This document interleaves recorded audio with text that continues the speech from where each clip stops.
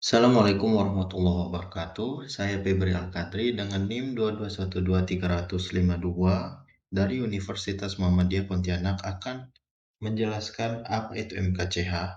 Sebelum masuk ke MKCH, mari kita bahas sejarahnya. Sejarah berdirinya Muhammadiyah. Pada pada tanggal 18 November 1912 di Yogyakarta, Indonesia, tujuan utamanya adalah untuk memperbarui pemahaman Islam dan meningkatkan kesejahteraan umat. Yang kedua, pertumbuhan dan dakwah. Muhammadiyah tumbuh pesat sebagai gerakan dakwah dan pendidikan. Organisasi ini aktif dalam menyebarkan nilai-nilai Islam moderat dan melibatkan diri dalam kegiatan sosial. Yang ketiga, era kemerdekaan. Muhammadiyah mendukung perjuangan kemerdekaan Indonesia dan berperan dalam pembentukan negara. Setelah kemerdekaan, Muhammadiyah terlibat dalam pembangunan pendidikan dan kesejahteraan sosial. Yang terakhir, reformasi dan pasca reformasi. Pasca jatuhnya rezim Orde Baru, Muhammadiyah memainkan peran penting dalam proses reformasi. Organisasi ini terus berkontribusi dalam berbagai bidang, termasuk pendidikan, kesehatan, dan pemberdayaan masyarakat. Nah, sekarang kita masuk ke apa itu MKCH. MKCH adalah Matan Keyakinan dan Cita-cita Hidup, merupakan ideologi utama bagi umat Muhammadiyah. Ideologi tersebut menggambarkan hakikat, paham agama, serta misi Muhammadiyah dalam menjalankan kehidupan berbangsa dan bernegara. Nah, di sini ada matan Muhammadiyah. Yang pertama, Tauhid. Muhammadiyah mengedepankan prinsip Tauhid, keyakinan kepada kesatuan dan keesaan Allah. Yang kedua, Risalah.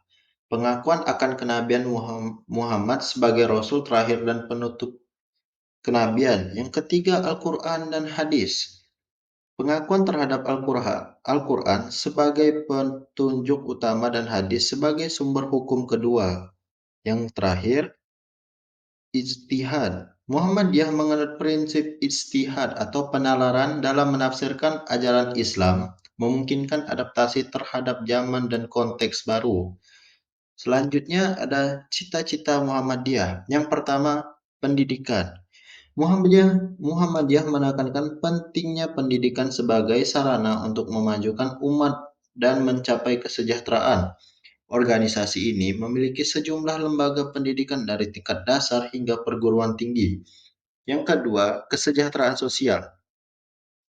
Muhammadiyah berupaya meningkatkan kesejahteraan sosial masyarakat melalui program-program pemberdayaan ekonomi, kesehatan, dan sosial. Yang ketiga, dakwah moderat. Muhammadiyah menekankan dakwah yang bersifat moderat, menjauhi ekstremisme, dan mendukung keberagaman. Yang keempat, kemandirian umat. Muhammadiyah mempromosikan konsep kemandirian umat dalam berbagai aspek kehidupan, termasuk ekonomi, pendidikan, dan kesehatan. Yang terakhir, keberpihakan pada kaum duafa. Muhammadiyah memiliki fokus khusus pada membantu dan membela kaum duafa yang lemah dalam masyarakat. Nah, dari banyaknya penjelasan tersebut dapat disimpulkan, yang pertama, pendidikan sebagai pilar utama. Cita-cita Muhammadiyah mencangkup pentingnya pendidikan sebagai sarana untuk memajukan umat dan mencapai kesejahteraan. Muhammadiyah telah mendirikan berbagai lembaga pendidikan dari tingkat dasar hingga perguruan tinggi. Yang kedua, kesejahteraan sosial melalui program-program pemberdayaan ekonomi, kesehatan, dan sosial. Muhammadiyah berkomitmen untuk meningkatkan kesejahteraan sosial masyarakat. Yang ketiga, dakwah moderat dan toleran. Muhammadiyah menekankan pentingnya dakwah yang bersifat moderat, menjauhi ekstremisme, dan mendukung keberagaman dalam masyarakat. Yang keempat, kemandirian umat. Cita-cita ini tercermin dalam upaya untuk menciptakan masyarakat yang mandiri, baik secara ekonomi maupun dalam pengambilan keputusan. Yang kelima, keberpihakan pada kaum duafa. Muhammadiyah memegang prinsip keadilan dan fokus khusus pada membantu dan membela kaum duafa. atau mereka yang berada dalam kondisi lemah. Sekian penjelasan dari saya. Kurang lebihnya saya mohon maaf. Wassalamualaikum warahmatullahi wabarakatuh.